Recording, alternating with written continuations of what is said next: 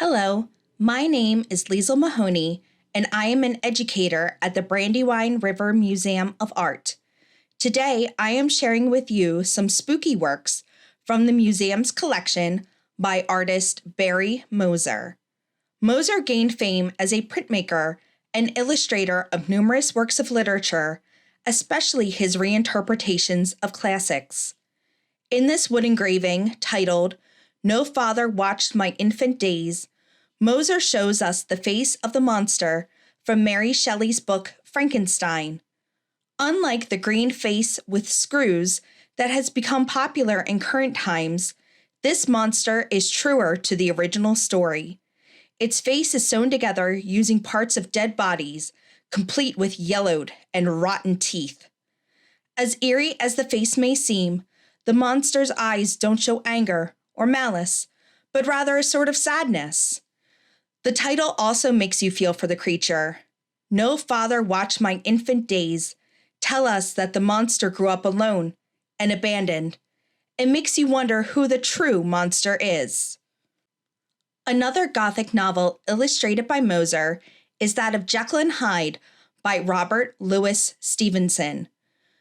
The first wood engraving is Dr. Henry Jekyll in his lab with beaker and test tubes, and it shows the doctor working intently on the serum that he believes will help mask his hidden evil urges. The serum, however, turns the respected doctor into the murderous Mr. Hyde, who we see in this wood engraving by Moser called Edward Hyde, in cloak and top hat with cane on his shoulder. Whereas Dr. Jekyll was depicted with his face clearly visible, Mr. Hyde's is hidden in darkness, which further represents the idea of good versus evil, where good is shown as bright and light, and evil is shown as dark. The final work by Moser that I'm going to show you is a watercolor titled, "It Turned a Look of Terrible Malevolence," which shows a large, red-eyed rat perched on a chair. This work and 13 others were done for a book called Great Ghost Stories, which was a collection of short, very creepy stories collected by Moser himself. This watercolor accompanies the scary story, The Judge's House, and it was written by Bram Stoker, the author of Dracula. In the tale, a young scholar travels to a little-known town to do research and takes up his residence in the house of a former judge.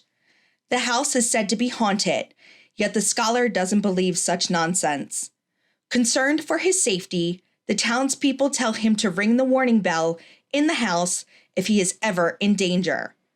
The only thing that disturbs the man, though, are the rats running through the walls, and one very large rat that comes out and stares at him, then disappears up the warning bell's rope.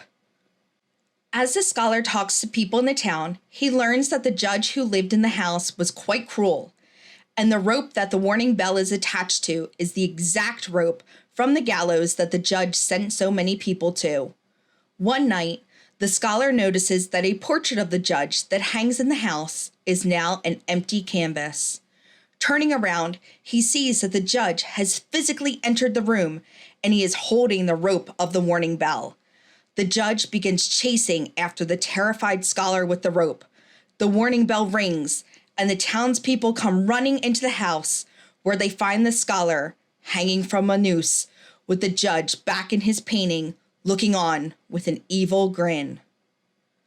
I hope you enjoyed looking at these spooky works of art by Barry Moser with me today.